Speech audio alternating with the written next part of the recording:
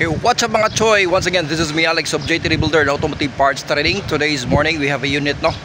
This is to be released mga choy, bound to Daan Bantayan, Cebu. This is what we call DA64W Smiley.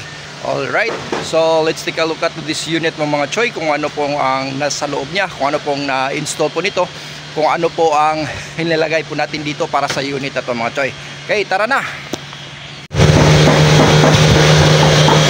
Ayan na po mga choy, napakaganda tingnan po sa mukha pa lang dito, makapawaw ka na talaga dito sa unit na to mga choy.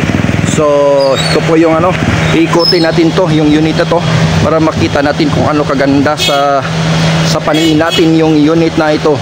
Okay, so ito ay off-road tires and mag rims mga choy.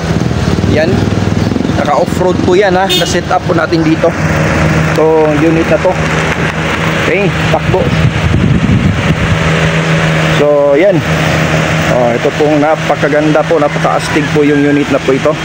Okay, lagyan po natin yan ng fender flare para magmukhang off-road talaga siya. Okay, off-road, no, iba pong presyo nito, mas mahal konti po to compared sa ibang unit. Okay, may roof rack din natin nilagay para magmukhang pugi na pong yung unit natin. Okay, so ito pong spoiler na to na ganito mga choy, pinasadya po talaga to na para maging astig naman yung tingnan natin sa likuran po ng unit na to. Okay, this is from JT Rebuilder and Automotive Parts Trading. Okay, so yan po ang pinakalikod po natin sa ating unit po na ating ginagawa dito. Okay, so yan, tingnan natin kung ano sa loob dito. Alright, so ito po yung pinaka-interior po natin sa unit natin dito. May dalawang box po tayo na nilagay dito. Ito. Okay, puli po natin to. You can open this one. Yan. So, ganun din po sa kabila. Okay, ito po yung interior po natin. This is captain seat, and then pinalagyan po ng dalawang fan na magkatabi po. Okay, yung fan na yan is hindi po yan free, hindi kasama sa package po, no? Add-on accessories po yan.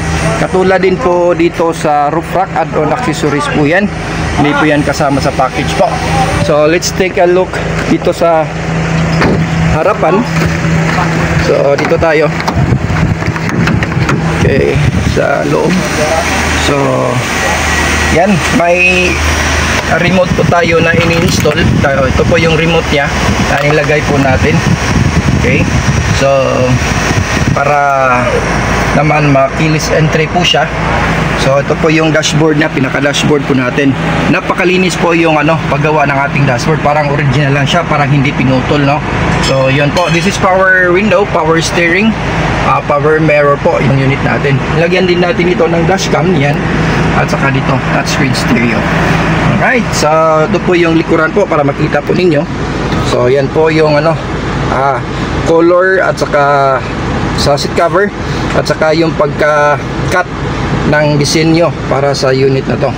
Okay, ito naman sa harapan mga choy. Yan. So yun, this is for turnover na po siya.